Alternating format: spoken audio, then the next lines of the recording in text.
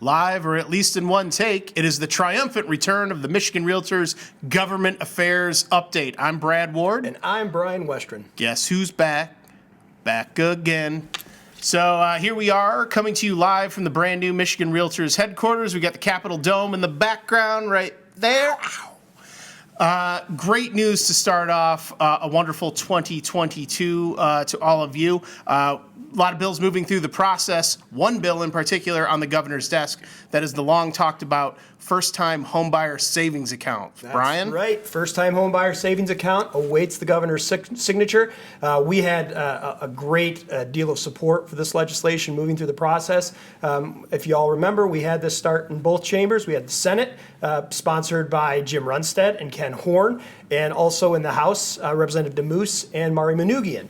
Those champions of this legislation did wonderful work to make sure that we got to the finish line here. It is, in fact, the Representative Manoogian and Senator Horn bills that are on the governor's desk. We anticipate a signature any day now. Any day now. Obviously, there's no certainties in life, but we really front-ended this process working with the Department of Treasury, working with the governor's office to make sure that the bill is in a shape that she will sign. It is in great shape, and one element that we should all be aware of is that this legislation is on the governor's desk with a 5-year sunset, which means that we will be going back to the legislature to show the progress of this program and argue that it should be extended. But as we all know, Realtors are in a unique position to be great ambassadors for this savings vehicle, to put people in homes and give them instant equity and really teach smart savings in the home buying process. Yeah, the nice thing about this is we will be doing a lot of outreach to our membership, to the general public over the next several weeks and throughout this year to make sure that people understand and can utilize this program. It's a program that we believe firmly in the policy, and something can definitely be successful. With that 5-year sunset, obviously the gauge is going to be how many people are engaged in the first-time homebuyer savings account program. So watch for those communications come out. We might have a little bit of delay waiting for some of the Treasury guidance to come up, but under the bills, you are able to open one of these accounts immediately. So watch for that in your email inbox and throughout e-news, and even maybe some digital ads coming soon to a computer near you. And make sure that you pay attention to the unique savings opportunities too, because as Brad mentioned, these bills are very unique and sort of distinguish themselves from across the country in that they allow you to not only invest in interest-bearing savings accounts, but also in brokerage accounts. And you also get deductibility on your contributions and tax-free gain going forward. So those are important pieces to keep in mind when you're communicating with your clients and also with your own financial planner as you look at the utility of these vehicles. I also think, speaking of vehicles.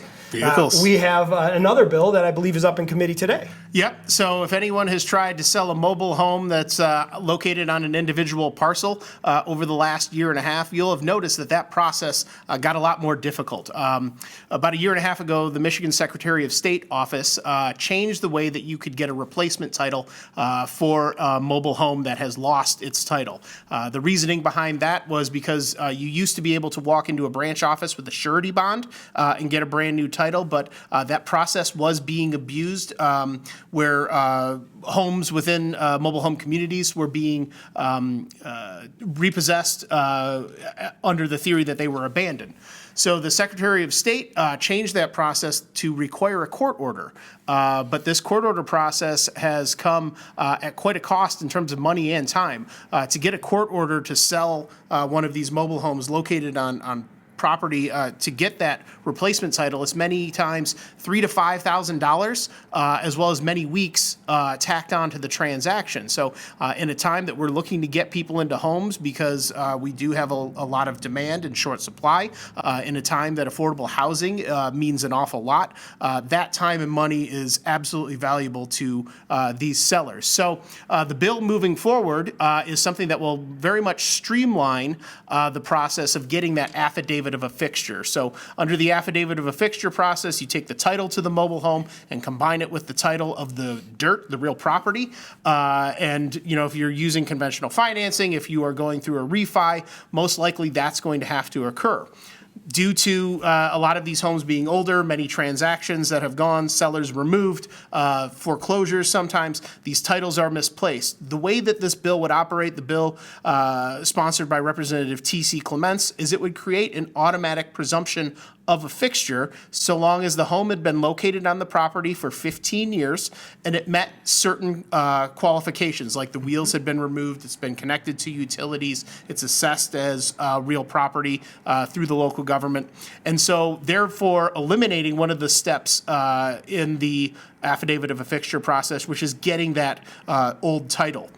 So really streamlining it to where you can present the affidavit of a fixture at the branch office, do your best to locate the serial number. If one is not there, the Secretary of State's office has a process that allows them to search for it or to assign a new one under the bill.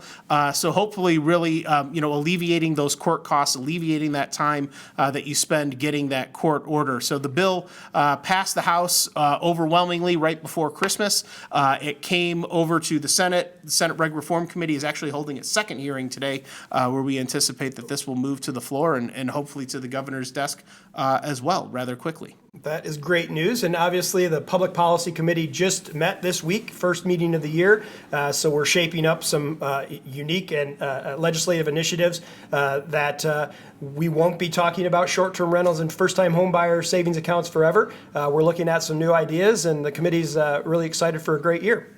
Yep, I'm looking forward to it. So it's good to be back. We're still getting our feet under us, will allow us to build our rhythm back up again. But it's great to see you, Michigan Realtors. And with that, I'm Brad Ward. And I'm Brian Westrin. Thank you.